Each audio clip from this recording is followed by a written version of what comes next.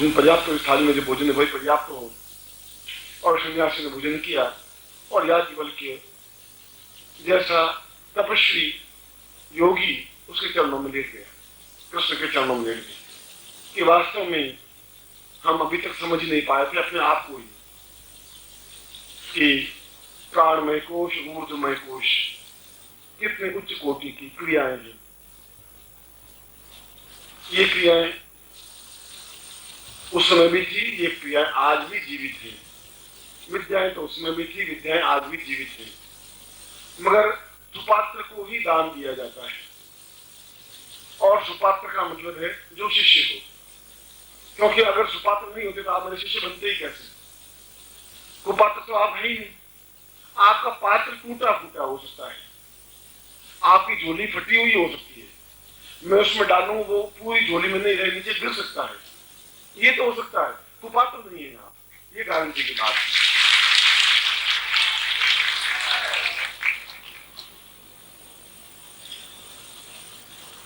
हम इस गुरु पूर्णिमा के अवसर पर जो श्लोक मैंने बोला है, उस श्लोक के मूल गूढ़ अर्थ में पहुंच करके कल की गुरु पूर्णिमा मनाएंगे और कल उस प्रकार के प्रयोग संपन्न करेंगे, यदि हमारे लिए संभव हो सकेगा तो, कि हम प्राण तत्व जागृत प्रयोग करेंगे, जो अपने आप में महाभारत काल के बाद एक तरह से समाप्त सा हो गया। कृष्ण के बाद ये विद्या समाप्त सी हो गई।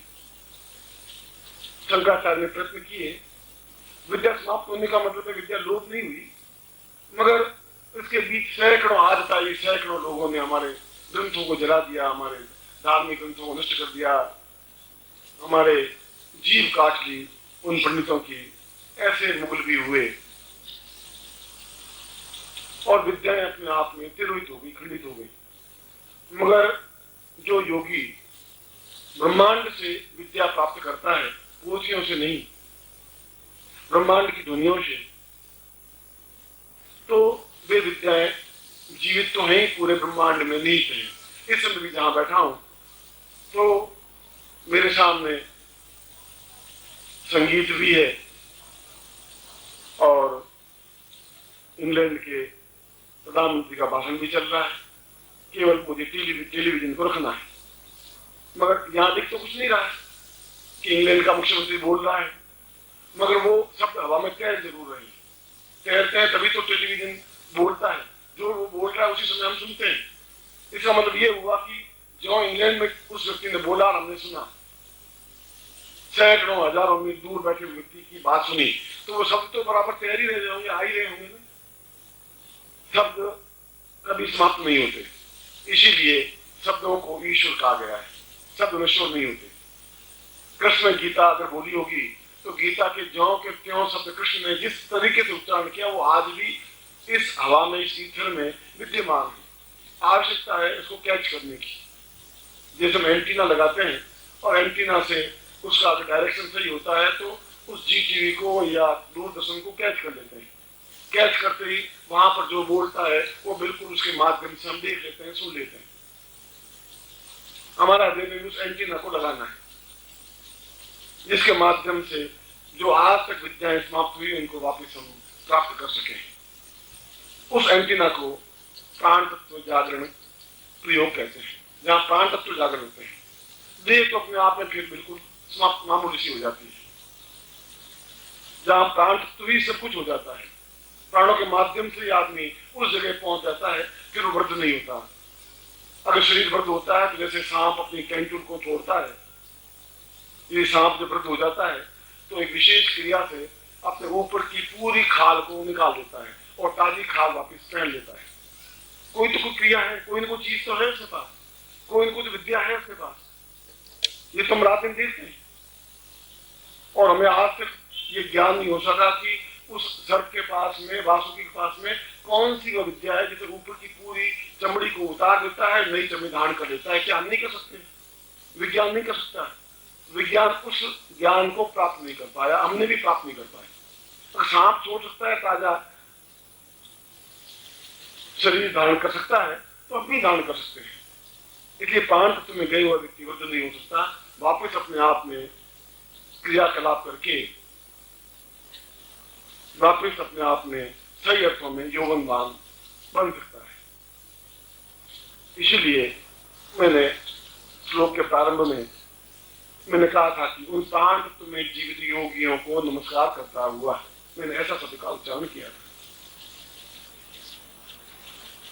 और उसके साथ ही साथ अगर ऋग्वेद के मंत्र से यजुर्वेद के मंत्र से अगर प्रारंभ में यही कहा है कि ब्रह्मोष्मी ब्रह्मराजत्वम साह सहचरम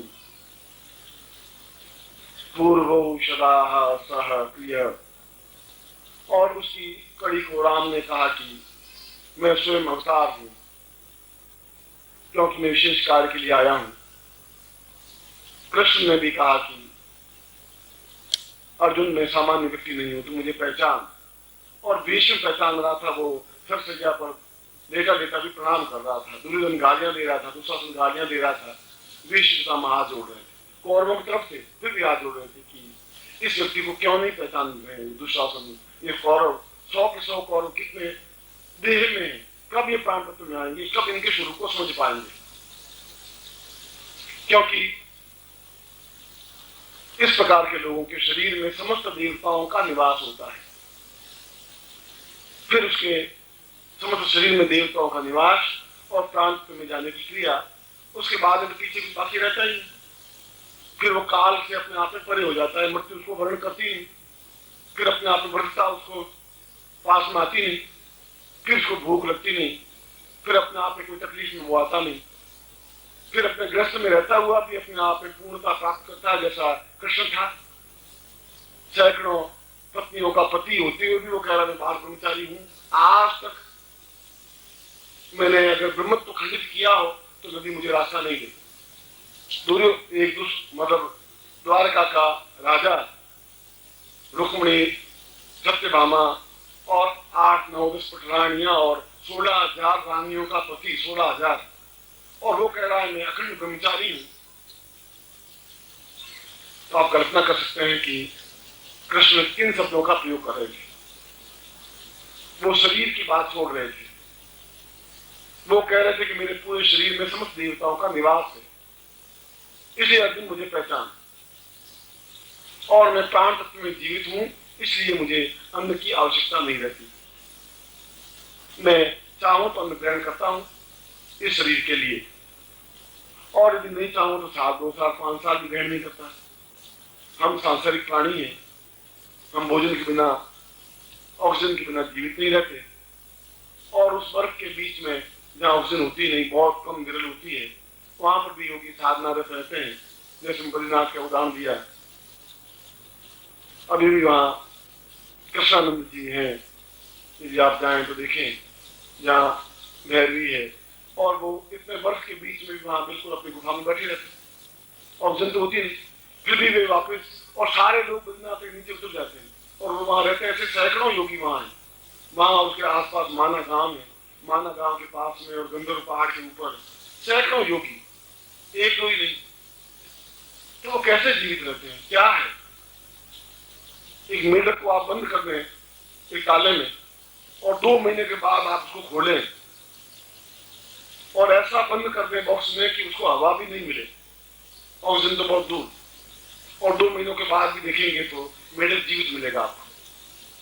तो 2 महीनों में कौन सी हवा उसने ली, कौन सा अन्न दिया, कौन सा पानी दिया? क्या हम मेढक से भी गए बीते? ऐसा प्रयोग तो वैज्ञानिकों ने किया है। शाम के ऊपर वैज्ञानिकों ने किया कि ये क्या करता है, कैलोरी छोड़ देता है। मेढक के पास कौन सी चीज होती है जिससे बिना ऑक्सीजन के भी जीवित रहता है? विज्ञान नहीं समझ पाया है, ज्ञान समझ पाएगा, ज्ञान समझता है, मगर वे पोथियों में ये ग्रंथ में मंत्र लिखे हुए नहीं है, ये साधनाएं लिखी हुई नहीं है।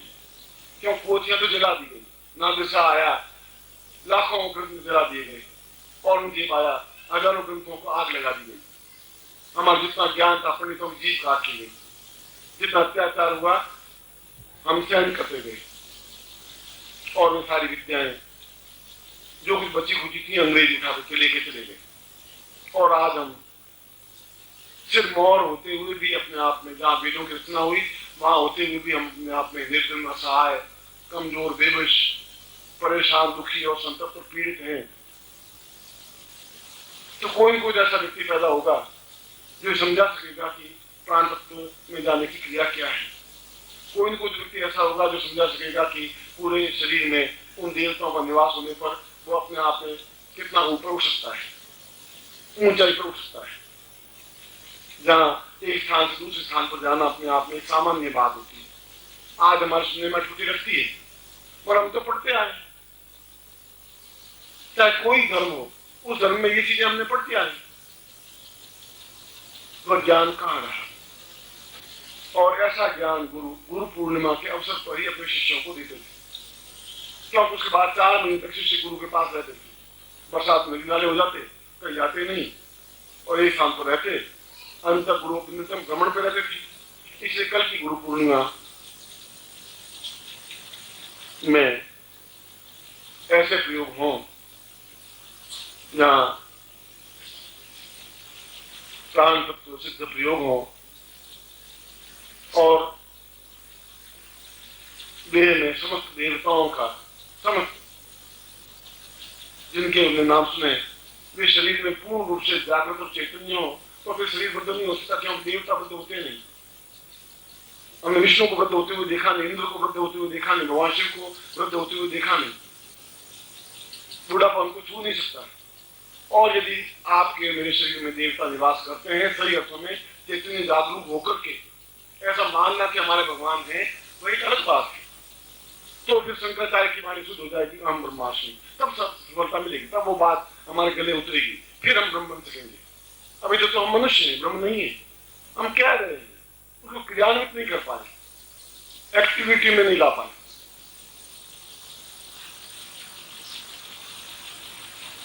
कल प्रातः काल इन दोनों प्रयोगों को संपन्न करेंगे अपन। बहुत महत्वपूर्ण और गूढ़ प्रयोग, अद्वितीय और श्रेष्ठ प्रयोग, दोनों प्रयोगों को संपन्न करेंगे। फिर गुरु पूजन करेंगे। समस्त शिष्य अपने स्थान पर बैठ करके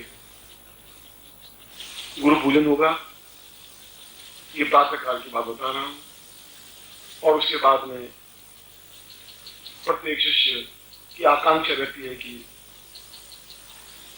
गुरु के चरणों को स्पर्श करूं, गुरु पूर्णिमा का अवसर है, तो वैसा हो। और जहां ऊर्ध्वरेता प्रयोग है, जैसे मैंने आज सुबह प्रवचन में कहा था कि शक्तिपात, और शक्तिपात से भी ऊपर उठ करके ऊर्ध्वपात। तो शक्तिपात तो मैंने कई बार आप लोगों के साथ किया है, तो ऊर्ध्वपात क्रिया तो मैंने संपन्न की नहीं, करवाई भी नहीं आपको। क्यों नहीं करवाई, इसका उत्तर मेरे पास नहीं। उत्तर इसलिए नहीं है कि जब समय आता है तभी कोई चीज आदान प्रदान हो सकती है। शायद कल का समय ऐसा हो कि मैं आपको ऊर्ध्वपात क्रिया से संपन्न कर सकूं, वह जीवन का संपूर्ण होगा।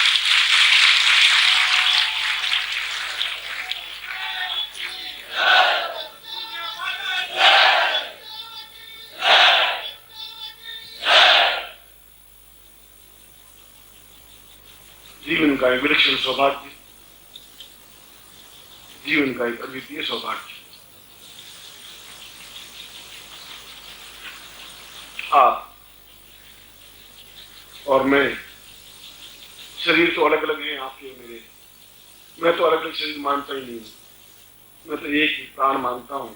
आप मेरे मुझ में एक ही हृदय धड़कता है, एक ही शब्द गुंजरित होते हैं।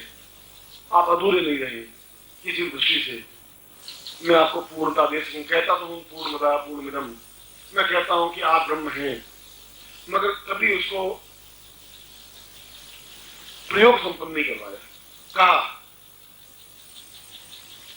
मगर मैंने अभी कहा कि क्षण जब होता है, कालो यम निर्विदाम कुलासक्ष्मी, सही कोई काल आता है तभी कोई घटना घटित होती है। कोई क्षण आया था कृष्ण पैदा हुए, कोई क्षण आया राम पैदा हुए, कोई क्षण आया बुद्ध पैदा हुए, कोई क्षण आया नानक पैदा हुए,